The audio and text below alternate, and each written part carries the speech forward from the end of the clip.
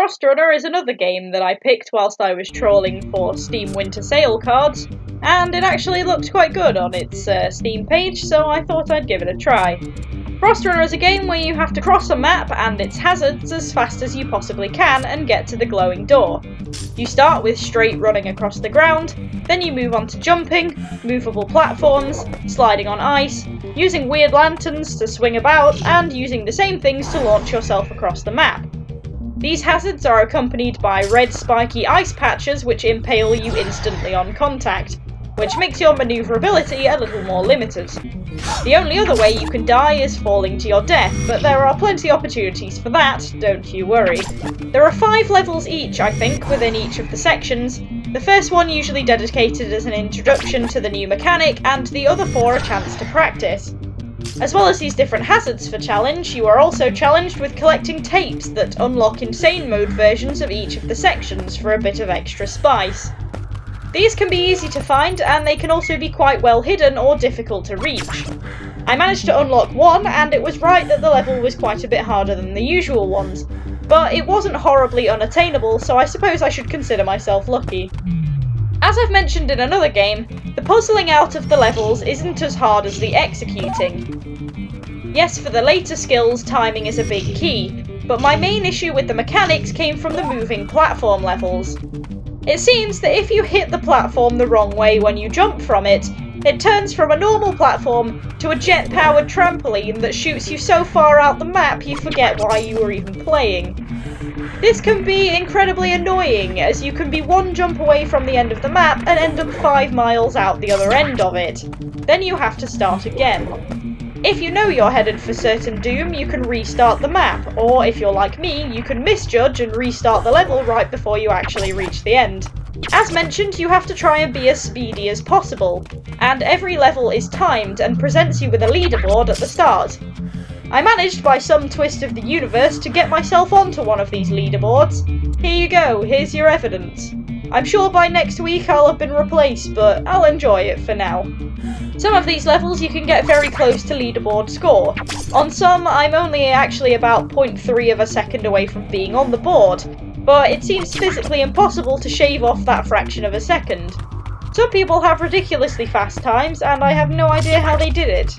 I think I burned just as much time trying to beat my ghost time than I did actually getting through the levels. However, unfortunately, this time isn't all that long. The main levels took me maybe 20 minutes at most to complete, because as said, there are only 5 levels per stage, and some of those levels have a completion time of roughly 5 seconds. The longer ones take up to maybe 20 seconds or so, but all in all, it's not very long. Factor in a few failed attempts and some reruns where you tried to collect the tapes, and you can make it about 20 minutes. The game does lack a fair bit in content, unfortunately, but what there is well put together and entertaining. My other big issue with the game is that it seems to be sponsored by motion sickness, and the turning graphics are slightly disgusting, which doesn't make it any easier to navigate when you're being tossed around like a chew toy. For the most part, if you're heading in a straight line, it's okay, but sometimes things get a bit blurry. Music's nothing special, and you usually don't end up thinking about it too much, which is good, because it's not the main focus, and if it was, that would either mean it was very bad or very annoying. So that's a benefit. The character does a lot of heavy breathing, but I've played the Tomb Raider reboot, so by now I'm used to blotting out the sounds of gritty asthma attacks. Potentially it might be annoying for some of you, but I didn't really notice all that much. The mechanics and maps are decently designed, and adding different potential routes for some of them gives a bit more to play with when you're trying for top speed. And the harder placed collectible tapes also make people put a bit more effort in to work the mechanics before they deserve the insane mode. It gets them to appreciate the normal maps you've made, which is also good and gets some extra content out of them. What would have made the game better would be some levels with a combination of all the mechanics in them. Something like this was done for the credits area, but whilst there were all the mechanics on one map, they were separated into sections, so you wouldn't end up sliding off ice and immediately having to do a launch, for example.